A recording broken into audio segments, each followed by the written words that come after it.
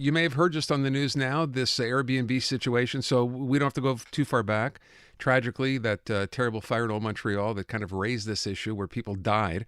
And the Quebec government got involved. Remember at the time, the minister responsible, FRAPRU, said this was unacceptable. There were going to be fines levied and changed the system where if you wanted to basically put your place up on Airbnb, you'd need to show a permit, a number that showed the government had approved that particular listing to go on Airbnb. A 6-digit certification number. At the time, I remember reaching out to Airbnb and them saying, whatever the government is basically asking us to do, we will certainly do it. So what's happened?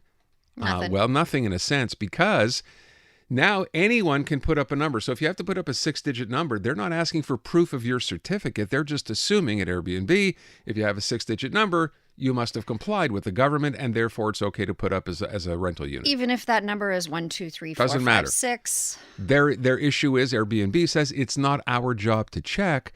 Our job is to just make sure you have a number. We assume that the renter, the lister, has already put up a legitimate number. But now we do have a new squad that is going to be checking up on this. So Olivia O'Malley from CTV News, and then we're going to talk a little bit about the ramifications of this, did this report.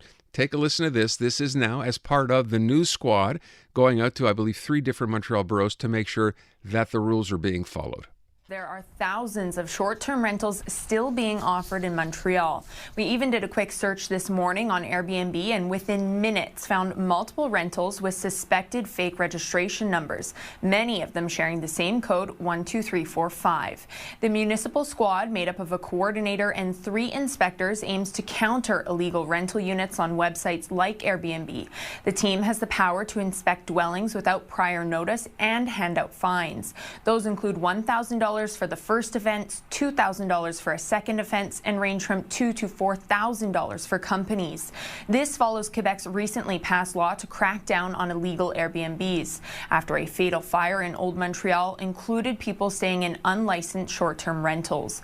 The city says the team aims to bring illegal properties back on the rental market for the benefit of Montrealers. Residents can report illegal dwellings by calling 311 or on the city's website. The team has been on the job since Monday and have already found people in violation of municipal and provincial laws, even though it's only coming into effect on September 1st. They found some, but they have just to build the case because we have to give fines and we have to prove it at the municipal court. So we have to build the case, but we have already found some. All right, so that is the mayor of the Plateau Borough, Luc Rabouin, who's talking about the fact that, yes, this is what they're going to be doing, and they expect, it's one thing to say we don't know what's going to happen, quite another to say we expect to find many people who are simply not following the law. Catherine LUSSIER is a human rights activist, community organizer at FRAPRU. Catherine, I guess the first question I have to ask is, do you think this is enough of an effort to go ahead and crack down on people doing this? Obviously, there is a lot of things that happen to really late and has been asked for many years, the obligation of having a number, something to track down truly the illegal Airbnb, and it's too late already that, they have to revise the law again and then oblige the platforms to, go and make verification. It should have been done since the beginning.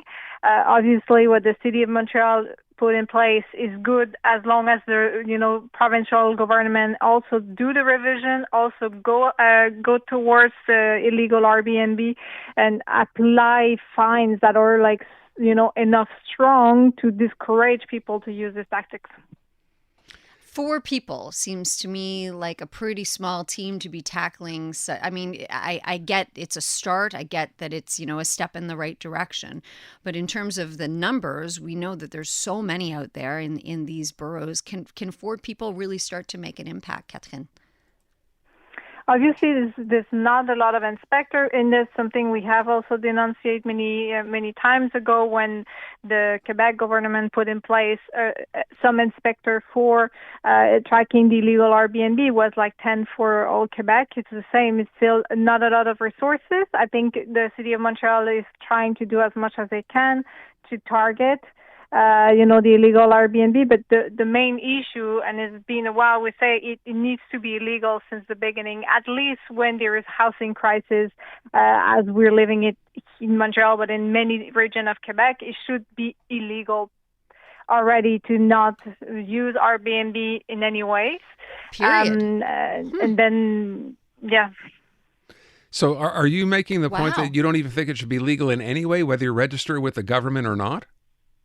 Yeah, in the case, I mean, for principal residents, I mean, it's not like you're removing an apartment from the market, but at any point, when it's not in this case, you remove a place to stay from the market. And Sure. for us, it needs to be illegal at least when the vacancy rate is like lower than 3%. In the case of Montreal, there's still 130 people that are still looking for an apartment that are supported by the municipality and by the municipal office, but since the 1st of July, it hasn't diminished. We still, keep the same amount of people that are still looking for a place to stay. So it shows how hard and how the crisis is hard. So it should not be even legal to remove an apartment right now from the market for renting it in a low, short-term period like it is with this platform. I was going to say, Catherine, it seems a little like pie in the sky to say, oh, no more Airbnbs, period. But I know that some other major cities have done it, certainly in particular neighborhoods. But back to what we're dealing with here, this four-person squad that's going to go down, cracking down on illegal Airbnbs. And like we said, they can just show up unannounced, and the fines that will be levied if people are caught not operating properly. Do you think this will have an impact? Will it at least help the situation? It could have an impact. Obviously, the fine that the City of Montreal can apply is pretty low to discourage people to go towards. I mean, when you do the amount of profit that a person or landlord or company can do with Airbnb, it's not even a 4,000 fine that is going to discourage you. But then the City of Montreal will still need the help of the Quebec government to react as fast to actually find the companies that are doing illegal Airbnb. And that's why I think it's useful to have this to have this team. It's easy to track down in this 3 neighborhood all the illegals Airbnb because there is not a lot of streets that is still legal to do Airbnb, and we can see just by the platform how many of them are still out there. So it could be useful to, at least to denouncing them towards the Quebec government, which is being difficult for tenants to do. So I think the team has a sense itself, but it needs the Quebec government to be fully have an efficiency. Efficient, Yeah. I wonder, the way you're describing it, though, this idea of taking an entire street or a neighborhood in an area and simply saying, you know what, no, there can be no Airbnbs on this street. I don't know, is that part of a plan that you've heard of? Is that happening some places already, or is that just something you think would be a good idea? I mean, most of the boroughs, especially the ones that are named through this team, already have a lot of regulation prohibiting Airbnb in the many streets of their neighborhoods. Oh, okay. Like Ville-Plateau, and all others like Hochelaga, Maisonneuve, Verdun already have these laws put in place in their neighborhoods since a long time. Okay, I wonder, in the Southwest as well, I think that's part of the thing, right? There are certain streets you simply cannot. But then again, if you put up a fake number on an Airbnb site, the assumption is it's okay because you have a number and then someone can go ahead and rent it. So I don't know how effective that turns out to be. Catherine, I thank you so much. I appreciate the time.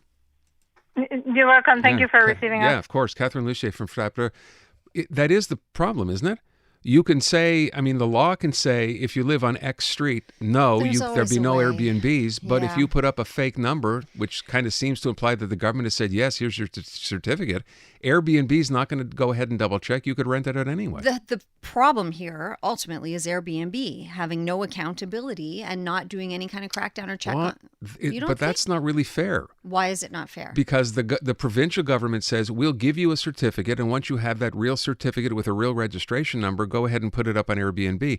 How's Airbnb supposed to know if it's real or fake? All I know is they're the business model. They're profiting from this, so they need to do better. That's not going to work.